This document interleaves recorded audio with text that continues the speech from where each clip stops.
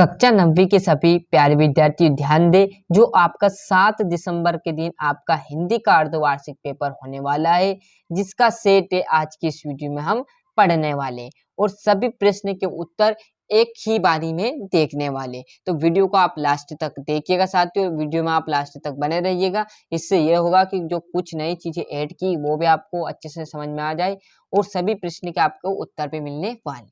फटाफट से बिना देरी के हम सही विकल्प पर चलते हैं। पहला प्रश्न है कि माखन लाल चतुर्वेदी के काव्य का मूल रूप या मूल स्वर क्या है? तो राष्ट्रीयता एवं देश प्रेम। ग्राम श्री कविता के रचनाकार कौन है? सुमित्रा नंदन पंत। टिक मार्क लगा दिए। बस आप तो बढ़िया से स्क्रीनशॉट लीजिए और याद करने में जुड़ जाइएगा, है ना। रचनात्मक वाक्य काव्यम परिभाषा लिखत, मतलब जो रश्मि की परिभाषा है तो किसने लिखी है?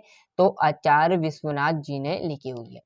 महादेवी ने पुरस्कार में मिला चांदी का कटोरा किसे दे दिया? तो महात्मा गांधी को। यहाँ से बढ़िया से स्क्रीनशॉट ले लीजिए।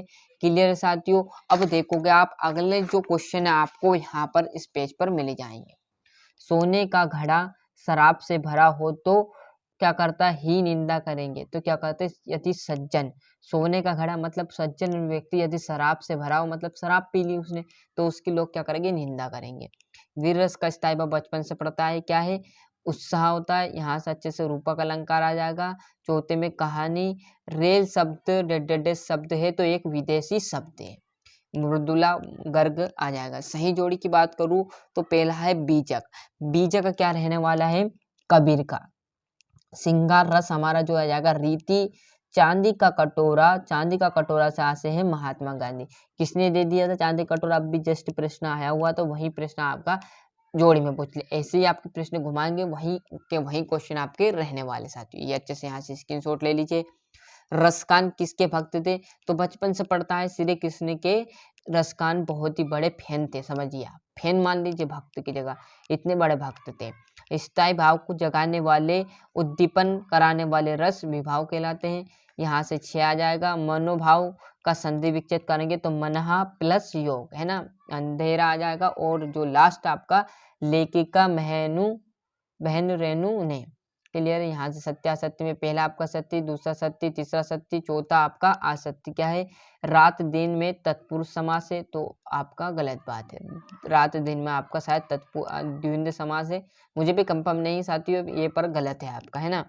और शंकर लड़कियों के छात्रावास में ताक झाक करता है, बिल्कुल वहां पर जो था ना वो ताक झाक करता था। क्लियर। ये 1 से लेकर 5 तक हो गए।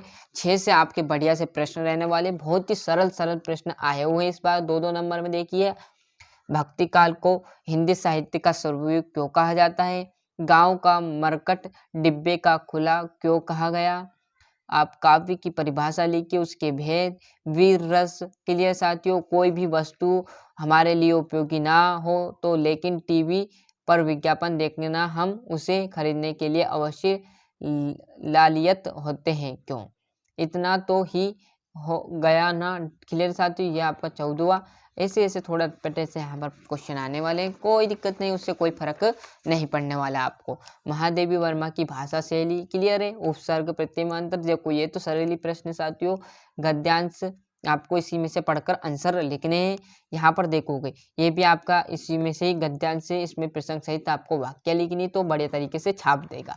फ्री के नंबर है साथियों, मुफ्त के नंबर, बस आप तो थोड़ा सा दिमाग लगाइए जिसमें आपके आंसर हो जाएंगे। गद्यांश ये आपको दे दिया और ये दे दिया, इसमें से आपको पढ़कर क्या करना है? ये आंसर लिखने है। क्लियर है इतनी बात है। अब 22वां प्रश्न देखोगे आपको तो प्रथम श्रेणी में उत्तीर्ण होने वाले अपने मित्र को बधाई पत्र दे दीजिए या आप यहाँ पर ये कर लीजिए। क्लियर। ये आपका 23वें में है निबंध। तो यहाँ पर मैंने आपको 1 से लेकर 23 तक साथियों पूरा क्वेश्चन यहाँ पर प्रोवाइड कराया।